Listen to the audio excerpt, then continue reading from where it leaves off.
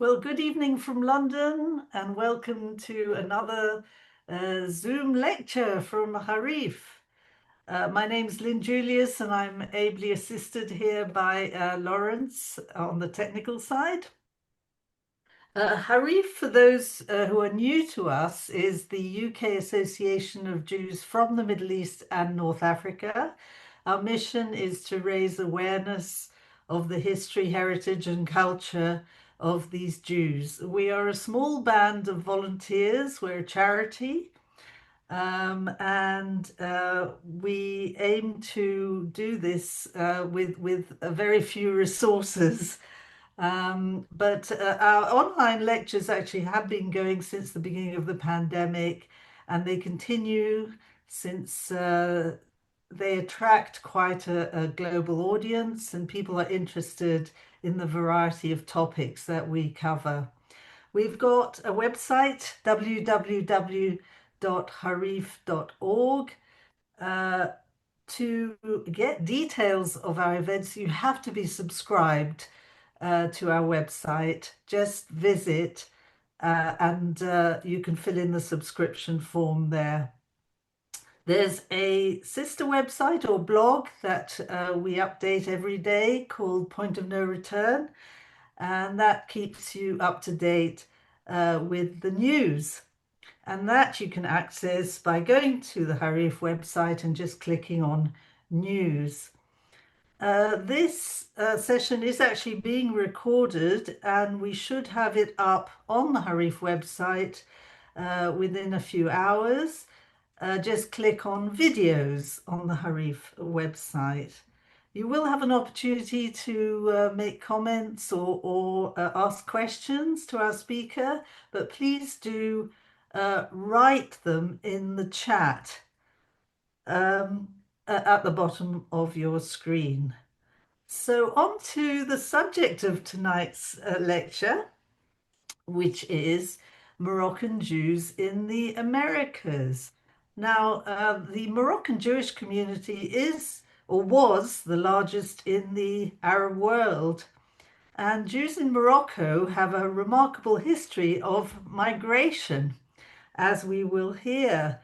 They even settled on remote islands in the Atlantic, like Cape Verde and the Azores. And we did have a couple of lectures with Carol Castiel about this, which you'll be able to find on the Harif video channel. In more recent times, they've moved to the US and Canada, and they've proved to be a resilient and enterprising community, and individual Moroccan Jews have excelled in their respective fields. And one of them is our speaker tonight, Dr. David Bensoussan, who I'm very glad to welcome. He's a good friend, and he's been a professor in the Department of Electrical Engineering at the École de technologie supérieure de l'Université du Québec since 1980. And as well as publishing in his chosen field, he is a polymath and a prolific writer. He's produced writing on subjects ranging from a Bible commentary to a novel and articles on contemporary politics. But his main passion remains Morocco, where he was born. He has served as president of the Communauté Sépharade Unifiée du Québec and has been involved in philanthropic, community, and interfaith organizations for many years. So without more ado, I'd like to hand over to David Bensoussan for Moroccan Jews in the Americas. So over to you, David. Thank you very much for joining us. Thank you very, very much. Hello, everyone. Give me just 1 second to find back my screen. Disappeared. Okay, give me half a second.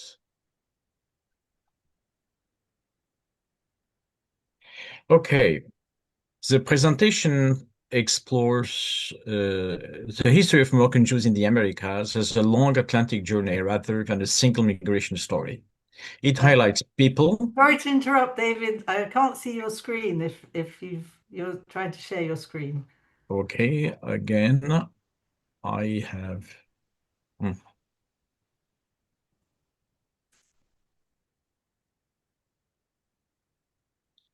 No, I don't see the shares somehow. You're a co-host. You should be able to share it. I'm trying. Just 1 second.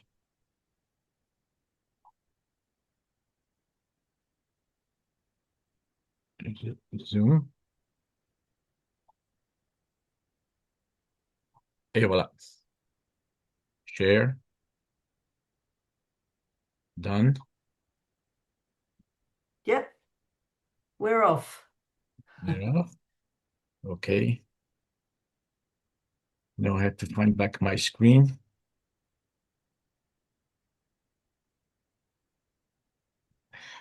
All right.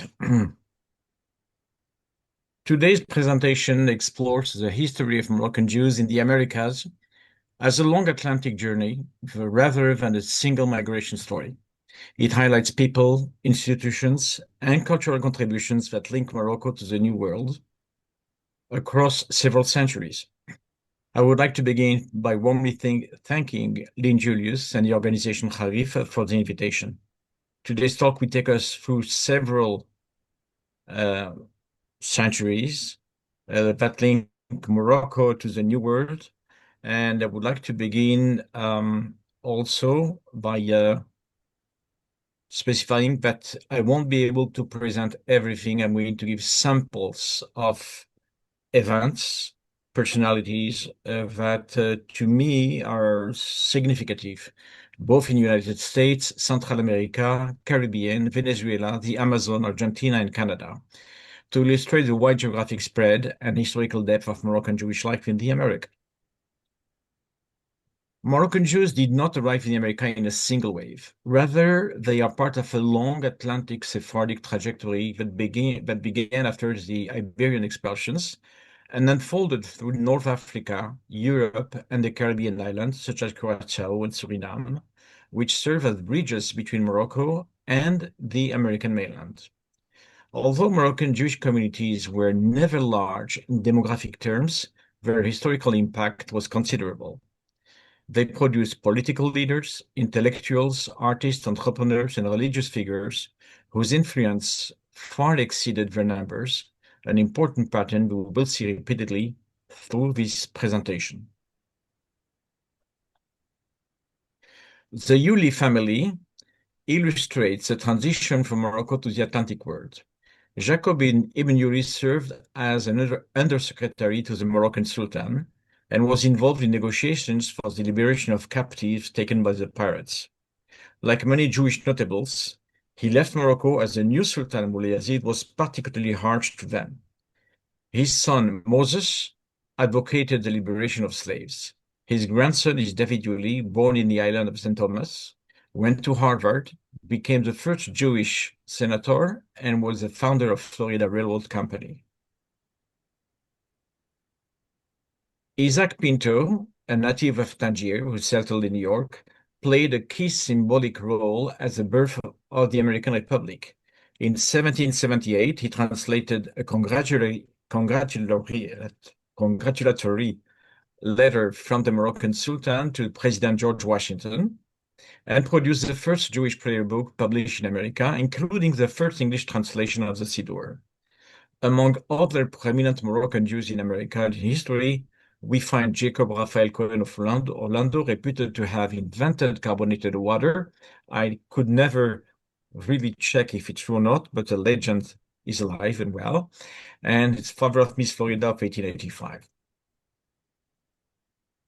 This illuminated manuscript is dated 1869.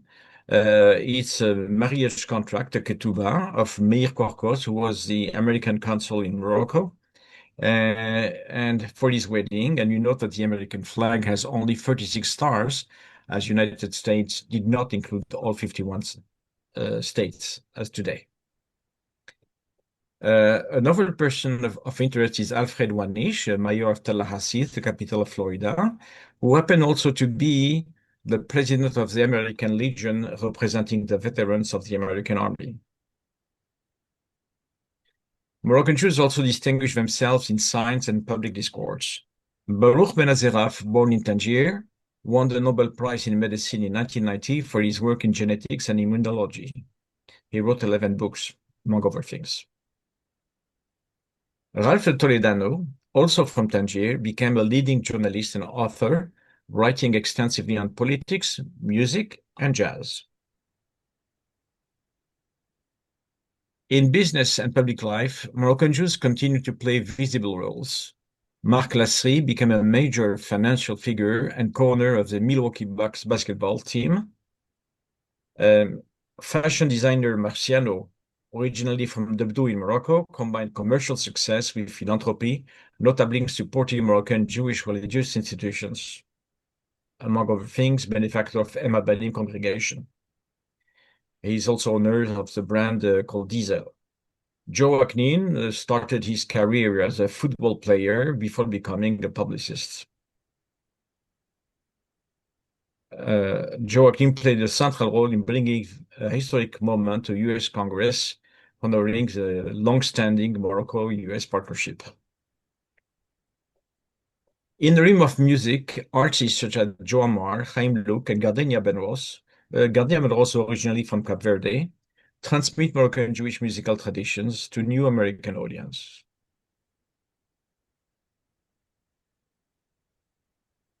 Albert M. Selem, who immigrated in the US in 1928, built a successful cosmetics enterprise and became a major philanthropist.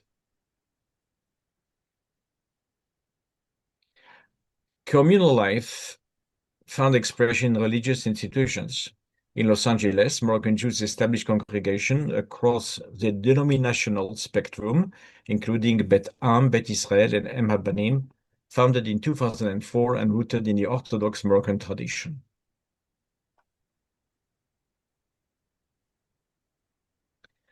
New York also became a major center of Moroccan Jewish life.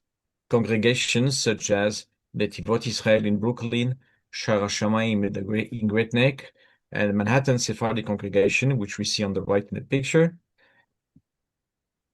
ensured continuity of religious practice and communal identity.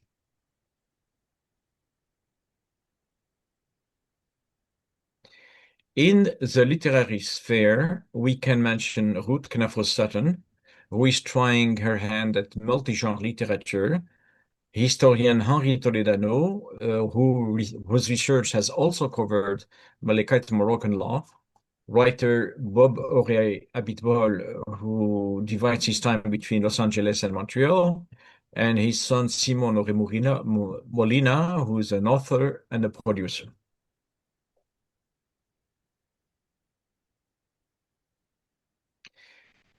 Turning now to Central America and the Caribbean, Moroccan Jews arrived as part of a wider Sephardic migration.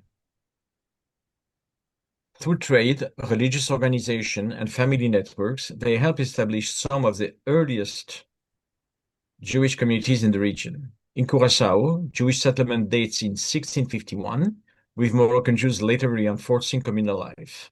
In Suriname, Suriname is the Dutch Guyana, Jews, including Moroccans for them, created agricultural colonies, a rare and innovative experiment in Jewish history that combined rural life with communal autonomy. Cape Verde. There's a lot to say for Cape Verde, but it's only one slide. Sephardic story also reaches Cape Verde. Descendants of Jewish families rose to the highest level of political life. Most notably, Carlos Alberto Wanon, who became prime minister, an illustration of long-term integration into Atlantic societies. This must be the whole Jewish population of Cape Verde in this slide. In Venezuela, Jewish life began in the mid-19th century and expanded steadily through the 20th century.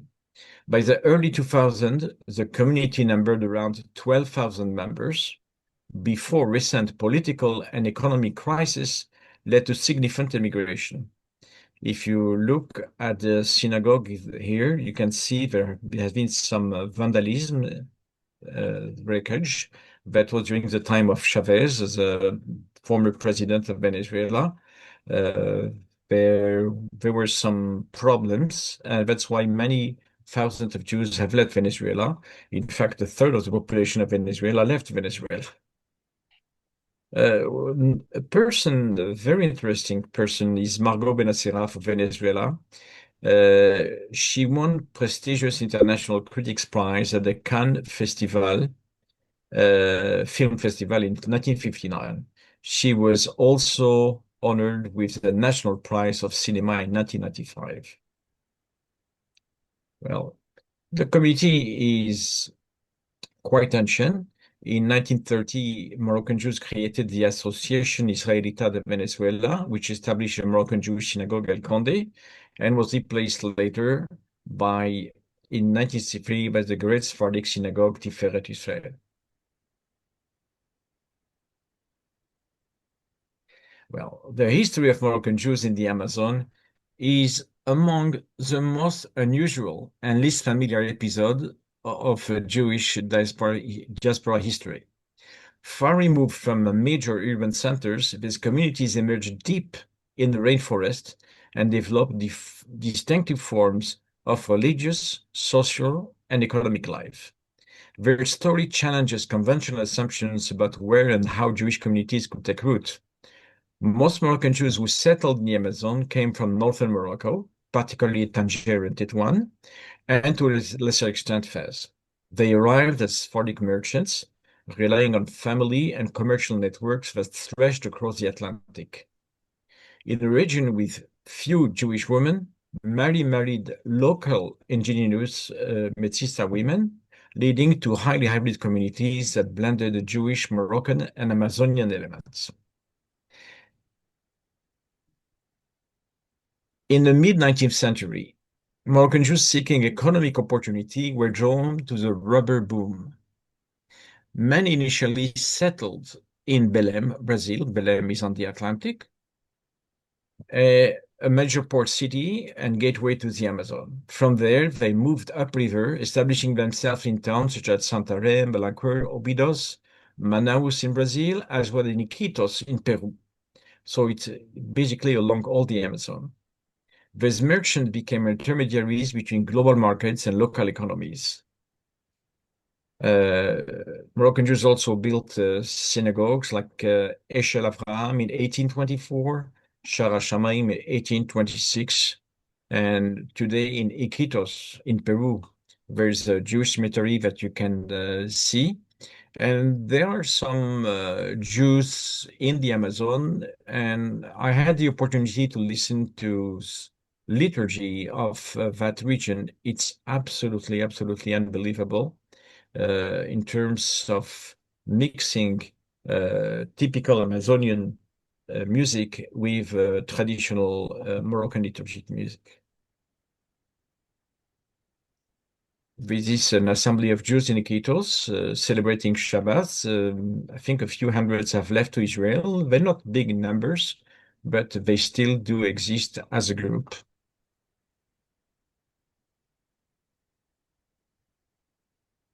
We go now to Argentina. Moroccan Jewish migration to Argentina began in the 1830s, 1840s, originating mainly from Tétouan, Tangier, and Larache. These early movements intensified significantly after the 1860 Hispano-Moroccan War, which disrupted economic and social life in northern Morocco. Buenos Aires quickly became the main hub of settlement, while smaller communities took root in Rosario, Cordoba, and Tucumán. The majority of these immigrants were merchants and traders.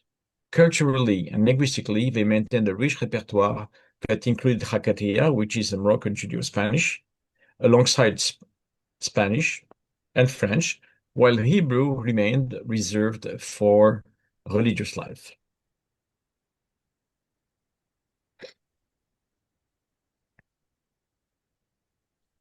Congregation Israelita Latina in 1891, that you can see here on the right, was later on renamed Bethel in 1919, and that allows preservation of ritual tradition as well as food and music of Moroccan Jews.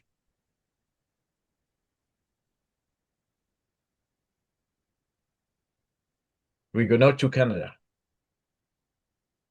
I'll be more explicit about Canada because in Canada there was a critical mass that allowed institutions to develop in a much more solid and strong way, which is not the case for the other communities, which were relatively small in numbers. The first Moroccan immigrants to Canada included, let's go from left to right. Moses Montefiore, which we all know, didn't have any children, but his niece married Sebag from Mogador or Agadir, you know, and it came now the family of Sabag Montefiore, part of which went to England and part of which went to Canada. Another family which left for Cuba and developed there some tobacco business was a Pinto family. And this Pinto family has kept a very nice genealogical book of all their descendants. And this is Rosetta Elkin. She just passed away, but that's part of this Pinto family. There was also Joseph Corcoz, who was a cantor at the Spanish and Portuguese synagogue. He was a movie maker. And for people who know Ladino, he's the author of the song Ben Digamo and so on, which is very famous for, amongst the Ladino speakers.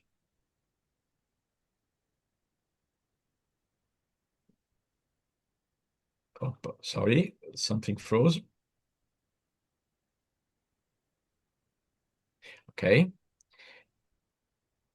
No, the Spanish-Portuguese synagogue was built in 1869. And from the picture of the president, you can see from the way they look and the way they dress that it's a very, very ancient synagogue. And this synagogue gathered many Jews from many denominations, including Sephardim, and it's still functioning today. Very, very nicely. Now, in the 60s, Jews from Morocco came. They were attracted to Quebec because of the French, from one hand. Number two, Quebec was interested to have Francophone-speaking Jews, and we're interested to have teachers coming from Morocco. And little by little, the community started to gather here. And you have here people coming down, and they're received by the representative of JIAS, which is a Jewish organization helping refugees and new immigrants. And then there was a problem. People came here because they thought Canada was also French, but in fact, at that time, French schools were closed for non-Catholics. So the Jews had to simply integrate into the Anglophone or Yiddishophone Jewish schools. And nevertheless, leaders of the community decided they needed to have French Jewish schools. It was not easy to establish, but it was done. And you see here, it's École Maïmonide, which is a French Jewish school, first one in America. And you can see from the walls that the Andalusian kind of azulejos or ceramics and so on is there. And I believe it's a gift from King of Morocco, probably. And so this is called École Maïmonide, and it's still working now on two campuses. We have also a Jewish Study Center, a Center of Jewish Studies. Sonia Salipsik is one of the soul behind this project. And in this one, there's regular seminars on zillions of topics, and it attracts a lot of interesting people. In politics, Pascal Derry was the Minister of Higher Education in Quebec. And Yoshua Bengio is an all-star. He's a scientist who was awarded the Turing Award in artificial intelligence. Aldo Bensadoun I believe everybody knows Aldo Shoes. So he's in Montreal, but he's one of the success stories, one of the many success stories. And in the military, we have Lieutenant Colonel Alain Cohen. By the way, he published a book on counter-guerrilla techniques. The book has been prefaced by General David Petraeus. So synagogues started to bloom everywhere. This is one synagogue in the region of Laval, in the suburb of Montreal, another one called Dor HaChaim in Montreal. So I would say that the rituals, the liturgy is very well preserved in Montreal. Then we have La Quinzaine Sépharade or the Festival Sépharade. It's a yearly event where we have a lot of shows, lectures, movies, and whatnot. And it's very intense. And the tradition is very well preserved in the cultural landscape of Montreal. We have many cantors. In fact, one evening we wanted to make an evening of cantorial music, of Moroccan cantorial music called Piu Team, and we were surprised to see crowds and crowds. There was no room to feel people really liked like that. And so those cantors, each one in itself is quite an artist, and together also they have evenings of singing beauty, which are absolutely beautiful. And in Toronto, there is also a group of cantors. All of those are only one family, the OZL family in Toronto. And you have naturally some cantors which are somehow very well appreciated. Aaron Bensoussan in Toronto, the late Simon Busbib in Montreal, and Daniel Belolo, who still cantor the Spanish and Portuguese synagogue, and many more, but I cannot present everybody. Montreal received Sami Maghribi, who basically is, I would say, the heart of Moroccan music in general and Moroccan Jewish music in particular.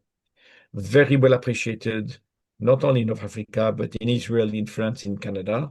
He established himself in Canada, wrote Andalusian music with solfège, with musical notes, and created also a few choirs and musical groups. This is a choir from École Maïmonide, as you can see, who received many trophies for the singing. We have also some academics who wrote books on Moroccan Jewish music. On the right, you have Dina Saba, who wrote on Piu Team, explaining all the musical innuendos of the Piu Team. And Soli Levy on the left, who wrote a book and taped music from the northern of Morocco, that went into the more Spanish kind of Jewry, Spanish-like tradition. Because in Morocco, as you know, in Morocco, we have many musical traditions. We have not only the traditional Andalusian Moroccan Piu team, we have also the Ladino songs, which relate maybe more to former Christian Spain. And we have also some Berberic sounds, Berberic music also. So it's a combination of all those that somehow are preserved here. This is Toronto. Let's open the door to Toronto. There's a big competition between Toronto and Toronto, but this is the Petah Tikva congregation in Toronto. And Simon Keslassi is one of the leaders of the community there today that organizes many events, many successful events. This is the Kehillah Sephardic Center. And again, you see this fountain on the left. I believe it's a gift from King Mohammed VI.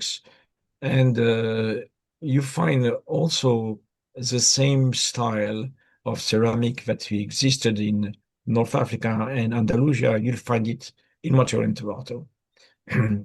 This is a gala in Toronto in the presence of the Moroccan ambassador. She's here.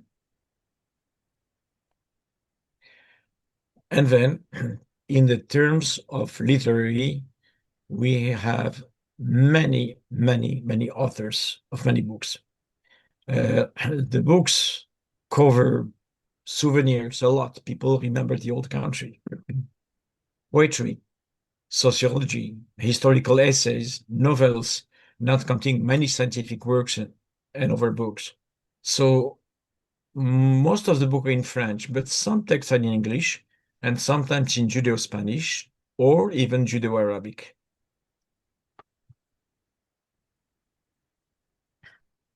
Also in art, also some books on art.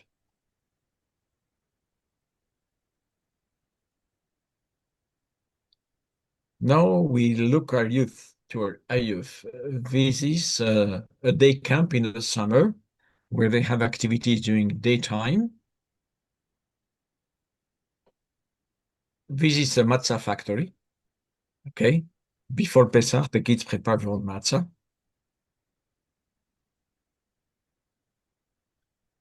This is again scouts that exist or members of camp preparing going to camp. This is a sports camp with my daughters. This is Hillel, that means organization of students. They have a place where they can have kosher food and they can have events.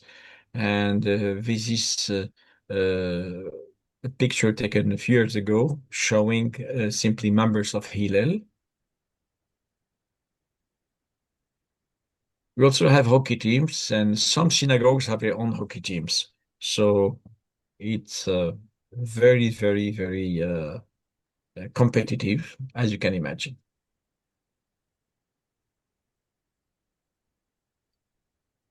What we have here on the left on top is Mimuna evening, and we have Israeli consul Daniel Gal there speaking on the microphone. On the right, it's a volunteer from Magen David Adom. It happens to be my daughter, but no. On the bottom left, you have the an ambulance, one of the ambulances offered to Magen David Adom in Israel. And bottom right, you have volunteers for GNF, Jewish National Fund, raising money to plant trees in Israel. This is Yom Ha'atzmaut, Israeli Independence Day. It's very crowded and very happy and very intense.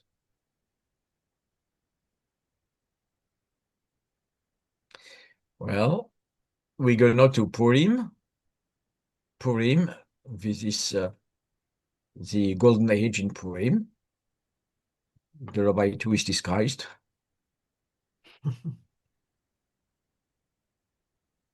This is Moisam Selem, one of the leaders of the community, who in fact took care of purchasing land for a cemetery, which he did. That was his project, and he did fantastically. He was the president of the Sepharadic Federation.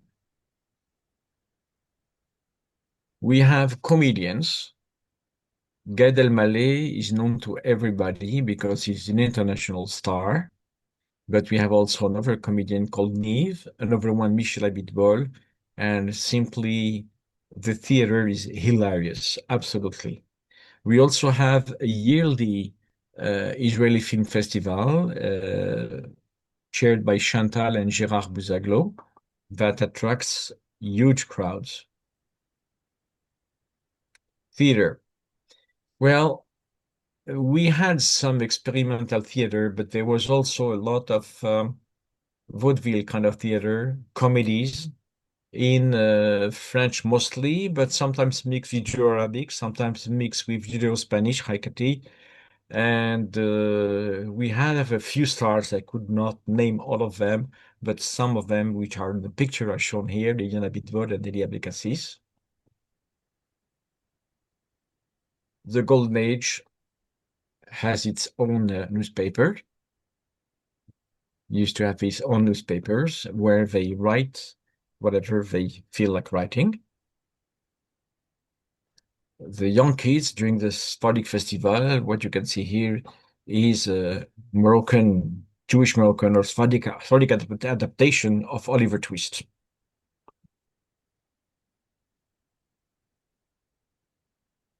Not to forget the kindergarten in Purim, they're all disguised.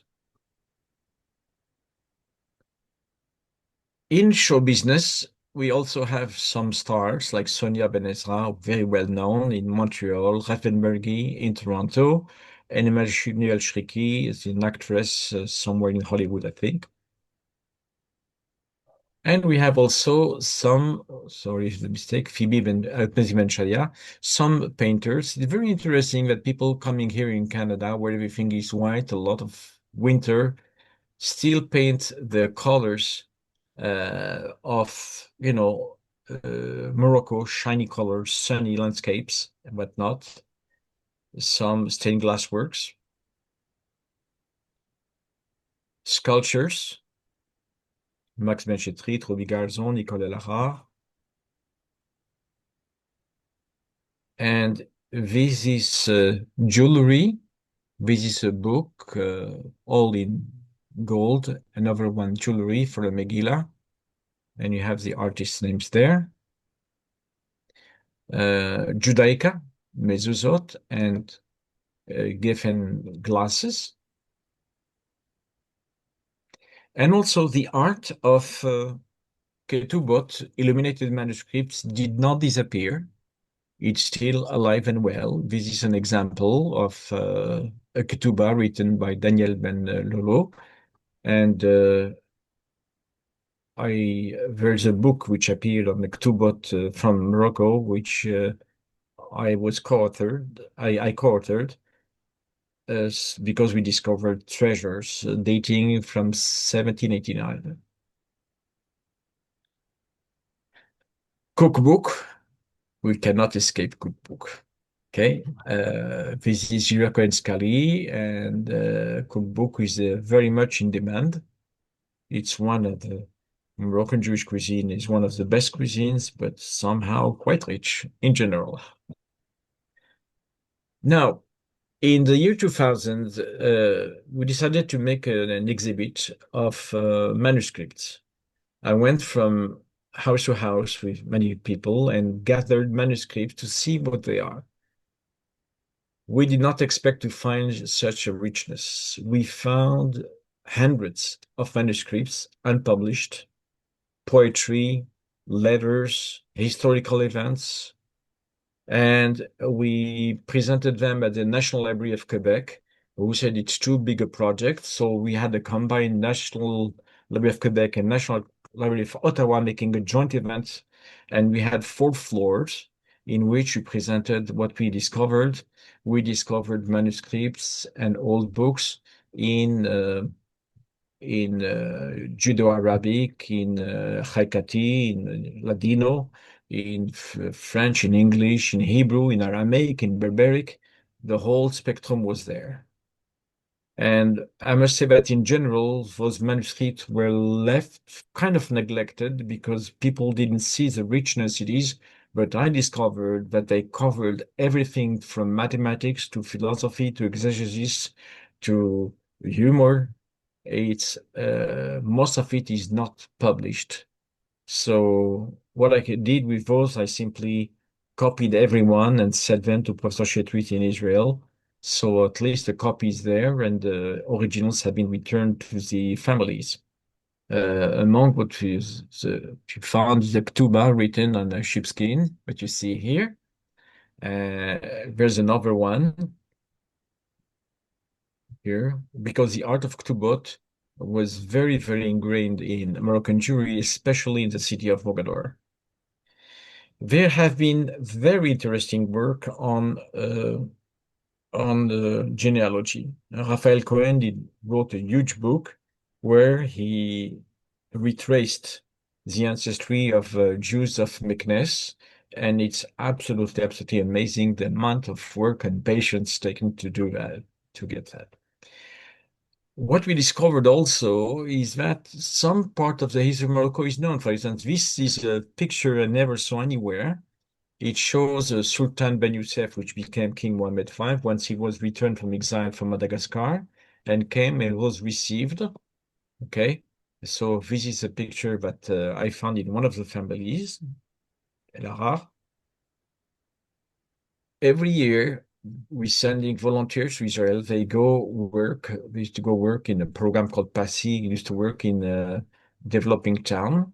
And they go, they travel, they plant trees, they clean here, they take care of kindergartens and whatnot. This is done for many dozens of years. And this is a leadership program. This particular group, I myself directed in Spain, Morocco, going for Jewish sites. And it was fascinating to see with people who, most of them born in Canada, discovering their ancestry, their past. It was very moving in many, many respects. This is one of the big hospitals in Montreal called Jewish General Hospital. The reason I'm showing it is because the main entrance here is called the Elbaz Hall, because Henri Elbaz directed the hospital for 15 years and transformed it radically. Very big success in that. And we have also residents for Sephardi Golden Age. We thought it was necessary for people who could not be served in traditional languages of English and Yiddish, but for Ladino and Judeo-Arabic. So this is the residence that has been built in its time for all Golden Age. And those are the first presidents of the organized Jewish community. It's called the United Sephardic Community of Quebec. And today we have new presidents, mostly women somehow, but those are the founders that started the community, and each one contributed a project, a major project for the community, being in constructions, being in school, be it a cemetery, being in social services, being in education, and whatnot. Now we get to today. When Moroccan came, I told you before, they came thinking it was a Francophone country, but the divide between French and English, it's two solitudes was very much alive. And majority of the Jewish community in Montreal was English speaking, and they expected Moroccan Jews to come integrate into the English Jewish schools, just like the Hungarian Jews did and like the Czech Jews did and so on. But somehow the leadership decided it was important to have a Francophone Jewish school, and that's it. Meanwhile, I would say the reality has changed in the sense that today most of the Moroccan Jews in Montreal are perfectly bilingual, and sometimes they speak even more English than French. And you have also the English Jewish population has open itself to French. We have been a few laws, but you need French in order to function well in this country.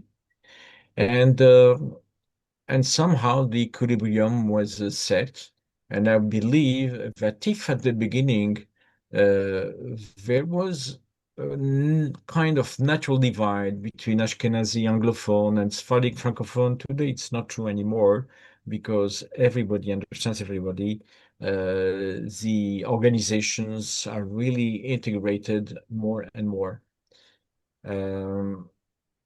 Nevertheless, recently, the past 10, 15 years, there's a new immigration that are coming from certain countries with extremely aggressive demonstrations that threaten the Jewish community, and I would say threaten Canada as a whole, because Canadians are not used to those aggressive demonstrations, and we have to deal with them.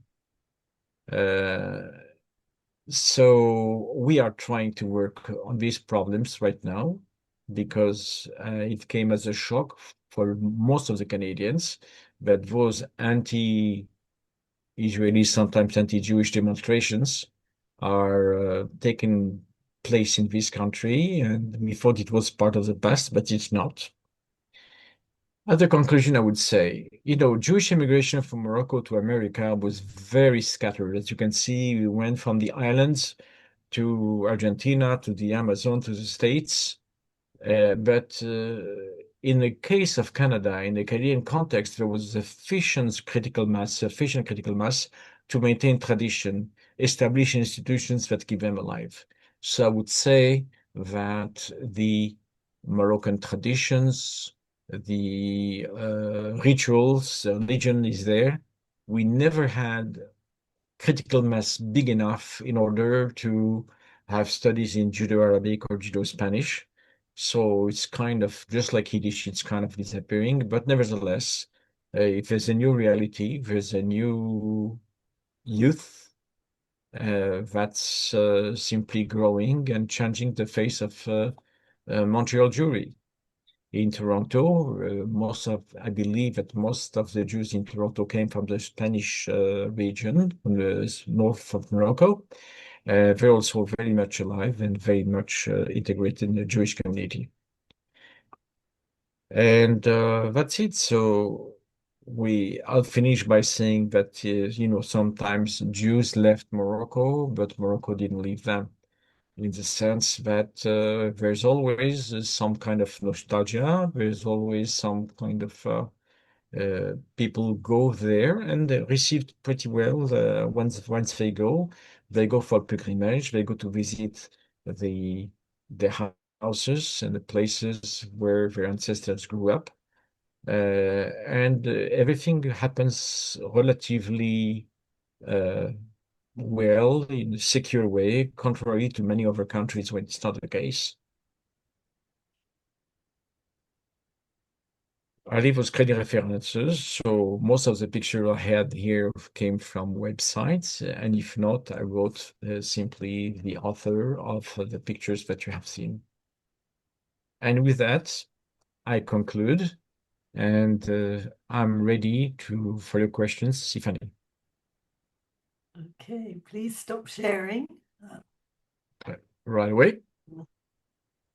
Voilà. Thank you so much, David. I thought that was a wonderful overview, and it was actually not very easy to cover so much ground. And I think you did it very effectively. Thank you. Yes, please do write in your questions in the chat. My question actually is, when you were president of the community, the Sephardi community, what was your project? Or did you have several projects or? Well, Yeah. my project was number one, youth, trying to make a lot of activity for youth, a lot of cultural events. I was very much involved into the Sephardic Festival. And during my mandate, this house of this residence for the Golden Age was built during my mandate also. So that was my contribution. I'm mostly known for the cultural events that I promoted directly. Yeah, fantastic. And this is a frivolous question. Do you know any Moroccan Jews who speak Yiddish on account of their education in the English system? Sure. In fact, many Moroccan Jews are actors in the Yiddish theater because when they came to Montreal, they had to integrate the Anglophone Jewish schools. And some schools are quadrilingual. They study French, English, Hebrew, and Yiddish. So they integrated into the pattern. That's all. Fantastic. Just having a look. There's a question about Jews in Morocco, which is not quite our subject. But and with the peace agreement, can Israelis visit Morocco? Yeah, I would say that dozens of thousands of Israeli Mm, visit every year, and they are very well received in general, very well received. yes. It's relatively safe, I think, because they wouldn't go otherwise. There's times of tension, but usually Moroccans separate, the politics from there. They're very much somehow I find that a lot of Moroccans are very proud of the achievements of Moroccan Jews all over the world. Very, very much so. Right. And even in Montreal, we have here some cultural events where Moroccan Muslims and Jews together for music, for literature events, and so on. So, from that point of view, the relationship is excellent, I would say. Mhm. And there's a question about what collaboration with the other Jewish communities and the obstacles. Well, that's history. At the beginning, there were some kind of clashes because the leadership of a Jewish community here was Anglophone and wanted simply the Jews to be all in the same basin, but didn't want to separate thing. There were some tensions at the beginning, but I believe it's all part of the past. Mhm. Today, everybody's integrated. I Right. mean, if I look around the weddings and so on, there's no more two distinct societies, but different. And What when you I get find, in, yes, yeah, what I find fascinating about Moroccan Jews is how they can manage to combine their rich religious tradition and yet be perfectly integrated into sort of francophone secular society. I mean, would you agree with that? And how do you explain it? I would say in general it is the case. Although in Montreal, Montreal is somehow the West is English speaking, the East is French speaking, and Moroccan Jews live in the West. But I would say that, traditions, keeping kosher and everything is done naturally without question. And integrating it to the work and everybody does, like they do everywhere, but I, I would I would say that somehow we integrate, but we keep their own traditions and mostly values. Values are very important, especially today, where we see around, I mean, the society where TikTok and Netflix are the moral values of this society. So we need something else. And from that point of view, I believe that the traditions that we have encourage a lot of people to give good traditional education with openness to the world, towards the rest of the world. You mentioned the challenges of today, and I presume the rising anti-Semitism, which must have affected Quebec as it has elsewhere in the West. I mean, what effect is it having on the Jewish community, would you say? Well, Montreal was not spared. There have been shootings against Jewish school twice. There have been a few bomb scares, a few bombs discovered in time. People so far react in kind of shock. Mm, Uh, some people say maybe the page of Montreal jury is over because what's happening here, what's happening is that the police does absolutely nothing. mm, If you have demonstrations and they come 20 centimeters from the people entering a Jewish place and screaming and yelling, the police doesn't do a thing as long as nothing is committed. So it's unpleasant. It's unpleasant. How to deal with that? We, in the Jewish leadership, we're working on that, but definitely something has changed because we have a population who, like for instance, in Algeria, every Friday or every Sunday, what do I know, they have anti-Israeli and anti-French demonstrations directly. They simply bring their education of hate comes to Montreal. And that's a problem because what affects today the Jews won't stay at the Jews. It will scattered all over.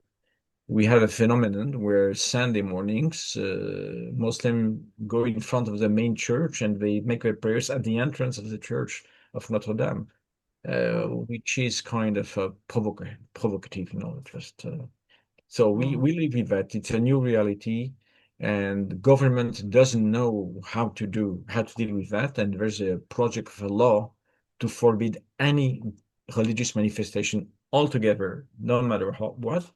This is a categoric resolution, and the debate is still going on because people have to know how to deal with sometimes people that use democratic tools to make life undemocratic, if I can say.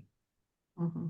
So in a way, it's like France, where there's a separation of religion and state, and Yeah, everything is secular yeah, in the public system. yeah. But I would say somehow in Canada, it was not like that.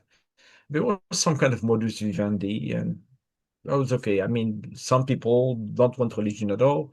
In Quebec, there's in the 50s, there was what we call a quiet revolution, where they simply discovered or they claim that there are so many abuses from the church, they don't want to hear about religion whatsoever. So when they see somebody clinging to religion like that, it kind of scares the people, and they don't want to hear from religion at all. It should be something private, and that's it. That's the reaction now. The debate is still going on, but some people say there's an electoral taste to that. It's possible, very possible. But nevertheless, we are living right now this conflict, so we have simply to manage to prepare our youth to how to answer to those problems, how to get them. We have some problems at universities where associations were kind of kidnapped by some groups, and we have simply to deal with this new reality. Yes. And I think your problems are shared by a lot of Jewish communities around the West, and certainly your what you say about the police in Montreal not acting to sort of deal with the problem is certainly reflected in what's happening in England, where we are. You've had lots of compliments here about your presentation. I think there's one question about how many Jews still live in Morocco. Would you have a figure for that, actually? Yeah. In Morocco, I would say around 2,000, maybe Yeah, less. 2,000. Yeah. Maybe less. And I visited Tangier, where 40 Jews, but the average age was 70s more, I would say. Same in Meknes and Fez. In Marrakesh, there are 150 Jews, 200 maybe. In Agadir, some 30. It's numbers. In Casablanca, where there's a Jewish school. And by the way, many Moroccans fight to enter the Jewish school because it has a success rate of 100%. So Yeah, that's Muslim Moroccans. the Muslim Moroccans, they don't Right. care studying Torah and Hebrew and Tanakh. They don't care because they know the result is good. Interesting. Willing to put up with it. Not like Jews which went abroad and discovered new realities and try to build a new situation for themselves and families. So they didn't feel a vacuum like they felt it in Morocco. Right. And I suppose that the big question is how tied is the fate of the Jews in Morocco to the king? And if something happens to the king, what will happen to the Jews? Since I'm born, I'm hearing that story. And in fact, it's true. When I was in high school, I remember there were what we call the Istiklal, Bilal el-Fasi, who wanted to reestablish a deeming status for the Jews and limit them. And there was a UMT, which was like Nasseristic and so on. So one said, the right says you shouldn't let the Jews leave Morocco because they're the best taxpayers. The other one looked towards the Jews. And the Jews served the king with no arrière-pensée, with no other thoughts. They don't have the ambition to take the government. They don't have the ambition uh, to tie themselves to a different country, and they're here to be good citizens. And from that point of view, many people, advisors, even today, an advisor to the king, Andrea Azoulay, is there. So I would say that uh, contribution of Jews is well appreciated. You'll find extremes like in everywhere. You find extremes, but it's not the case.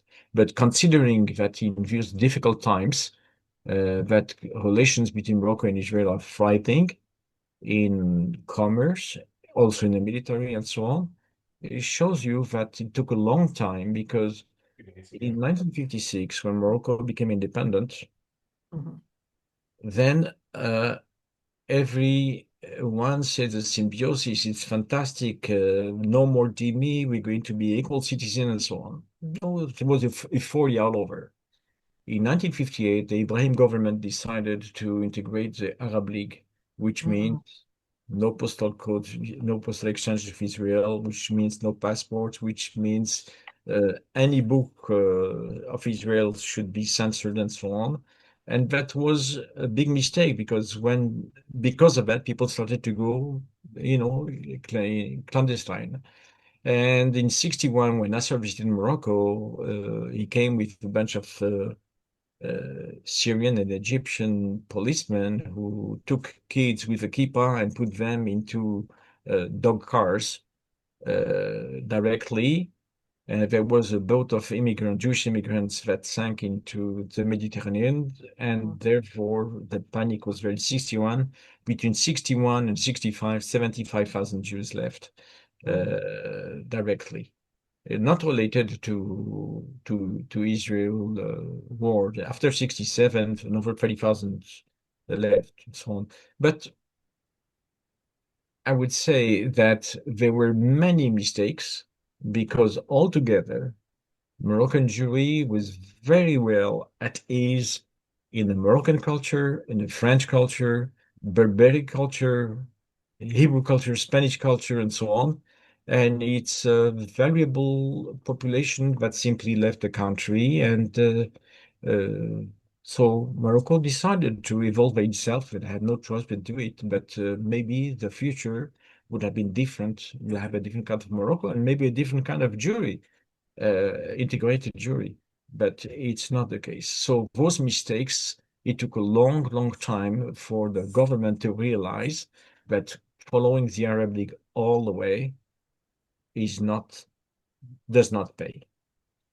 Hassan II, he's the one who basically triggered the Camp David Accords between Israel and Egypt. Okay, he's the one who wanted a global peace and not an Egyptian-Israeli peace, and he opened channels, many channels, not only official channels but non-official channels with Israel, and it continues until today. Mhm. But things are looking up with the Abraham Accords and these various agreements, military and commercial, etc., agreements between Israel and Morocco. So is Yeah. your view an optimistic one of how Well, things are developing? the fact that it exists is fantastic. Yeah. The fact uh, that it is there is great, and the fact that it happens in those difficult times, it's even greater. Mm. So, in a sense, optimistic. Right now, Moroccans do not see Israeli the same way. Don't forget one thing, that for many years, Israel, anything to Israel was boycotted. But what you had are Al Jazeera kind of channels with hate messages and with fabricated pictures, nonstop, nonstop, nonstop, and it was the brainwashing of the population. So it took a while in order to to disconnect from this educational hate, and the fact that Israeli tourists come in so much numbers, and were so friendly and exchange, so it has simply opened the mind and the hearts of the people. Mhm. Mhm. So they really are a model for the other Arab countries to Oh, follow. definitely. Maybe the Emirates are another one, but definitely in Morocco, yes. But it took a long, long time to reconnect. Yeah, yeah. Okay, well, I think with that amazing insight into how things are and how they used to be, I'd like to thank you so much, David Bensoussan. The talk was absolutely brilliant. I think it's much appreciated by our audience, as you can see from the comments. I'm sorry we haven't got time to really ask any more questions. But if anyone would like to stay on after we finish recording and would like to put their questions directly to David, if you're happy to stay on a little bit, then perhaps we could do that.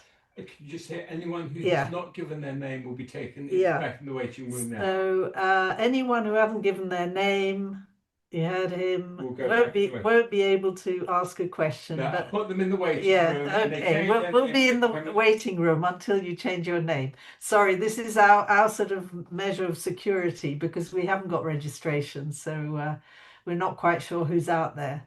But anyway, so I think this concludes the sort of formal part of our talk, of our program today. But if you'll just hang on with us, you'll have an opportunity to say thank you and to just say anything off the record if you want to. Okay. If you give me a second, I'll let everyone unmute themselves, but do it in a dignified way. Are we having our commercial break? You want that now? Yes. Okay, so just before everyone's unmuted, we are going to talk about the forthcoming Harif program. Give me a second, I'm going to get it ready.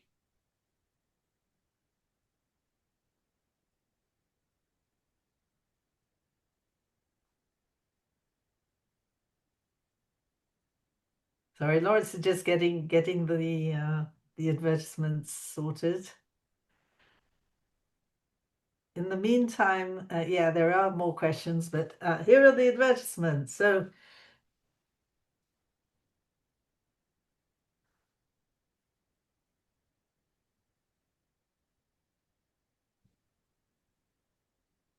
whoops.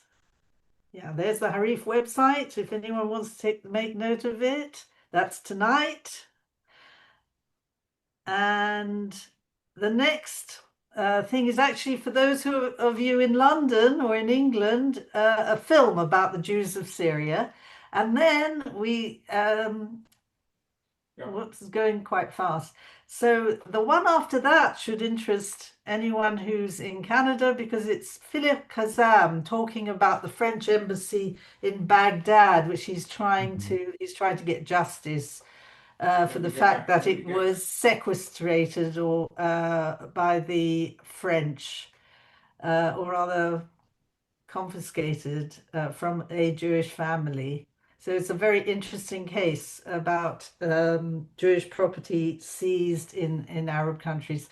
Also, we have a very interesting interview with the author of Rachel, which is the biography of a Syrian Jewish woman.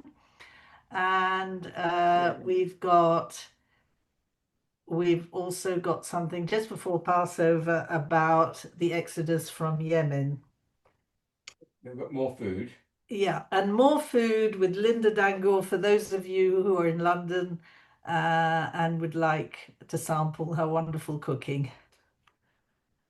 Something about Jews in Turkey. As you can see, we've got a very, very rich program and plenty of ideas for the future as well. So And Lawrence, that's important. If you enjoyed the talk, if you want to make a donation, we won't. Yeah, donations always welcome. Thank you. So if everyone wants to say Well, thank you or themselves. goodbye, whatever they want to say, you'll all be unmuted now. Goodbye. Hello there. Hi, David. Hello. Oh, thank you, David. Thank you. Okay, and Nobody wants to say anything? No? Lynn, this is Sandra from Montreal. Hi, Sandra. Hi, Hello, how are you? hello, Happy New Year.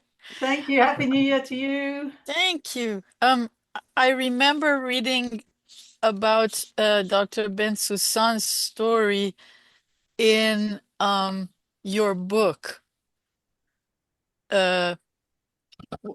The Well, my book or yeah, his book? no, your book. You wrote something, and there was a portion about him and how he left and how he saved his siblings on the beach and all that. You Wait a wrote minute. about them. Uprooted. Yes. It wasn't David's story. It was Penina Elbaz. Oh Exactly. yeah, that's Yes. right. Sorry. Yes. I mixed the that's two. right. That's okay.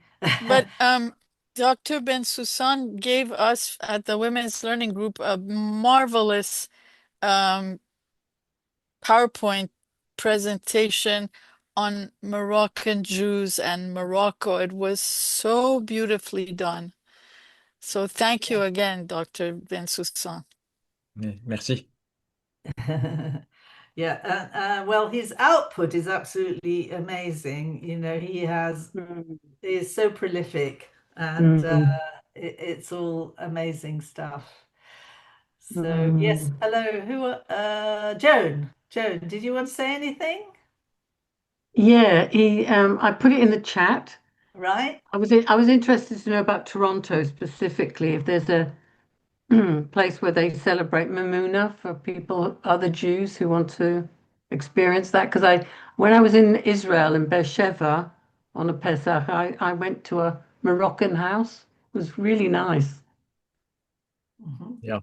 We have in Montreal and in Toronto, there's many places celebrate Mimuna. We have some families receiving people, and people go from one family to the other.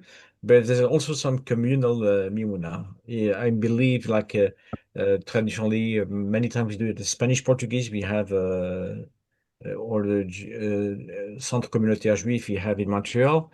But I do believe we have the same in Toronto at the Kehila Center. With Which center? Kehila Center. Well, if you ask anybody from the Kehila Center, Kehila Center. yeah, Oh, Kehila. you Yeah. ask and they'll tell you exactly where it happens and so on. Oh, thank you so much. Fascinating talk. If you have a Brilliant. sweet tooth, you'll be. Yeah, I've been there. She made these sort of crepe pancakes. That's Yeah. right. Yeah. Mufleta. Yeah. Muffletta, okay. Yeah. Yeah. Well, I think Mimouna is a tradition that's really spread all over the world now. Yeah. A nice Very tradition. big in Israel, as we know. Yeah. Yeah. Yeah. Okay. And anyone else want to Can say I ask anything? a question? Yeah, sure. Ask a question to who is it? I wanted to thank very much Professor Bensoussan, because I thought that the first Moroccan Jew who had the Nobel Prize was Haroche recently in physics, and just I learned tonight that it was Benasseraf. So I'm quite proud of that. Thank you. Merci beaucoup, Professor. Okay. Thank you. There are a few, aren't there? Aren't there a few of them? Not so many, unfortunately. Yeah. I just would like to ask, is there any recording? Because Yes. I missed the session. I had another commitment. And Okay. just Well, lovely to at see the you, end. Gladys. Lovely to see you, Gladys. Yes, there will be a recording. You always bring the best speakers. Like So do David. you. David, there is nobody like David. There's nobody like David. Okay, great. We had Anyone else? Anyway, Yeah. Tanuji is Tunisian, but Tanuji is from Tangiers. It's another Nobel Prize. Okay. No, we can't count him then. I just want to say something. Should we let Dr. Nissan speak? Okay, yes, Ephraim Nissan. Yes, I wanted to say that it is important to make this known, because as you pointed out, already in the early republic of the United States, there were Jews from the Maghreb, which reached to the top. Very often people from Europe cannot even imagine that.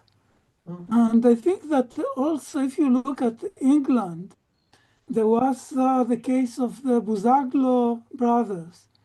One of them a Kabbalist, another one was a spy who had to leave after having been the agent of a Danish envoy because of something that the Danish envoy did. And he was tortured. The family left, and one of the brothers invented a new kind of stoves that were all over the rage in England, but some of them, the stoves were exported to the United States. And that was at the end of the 18th century, actually, in the very early years of the Republic. And later he also inaugurated a kind of physiotherapy for what he said that it was a cure for the gout. But at any rate, he was very well known in London. Okay, well, David, have you heard of the Buzaglo brothers? No, but I heard of many more. I mean, in one of my books, I followed people from Mogador who went around the world and developed all kind of things.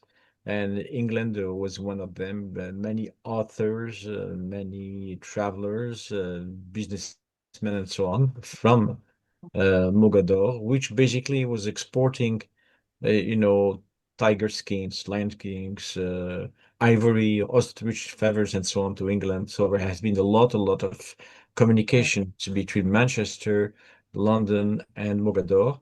And through that came very interesting what we call what were businessmen that were most of them wrote books at the same time. It's a very interesting phenomenon. Right, yeah, present day Essaouira, of course, Yeah. Mogador. Yeah. So a lot there. I think a lot of material for future lectures, really. So I think before we close, I just wanted to thank you once again, Dr. Bensoussan, for a fascinating lecture, and thank you all for joining me on this first lecture of the new year. Thank you. Thank you. No. Merci. Merci beaucoup. Merci. Yeah.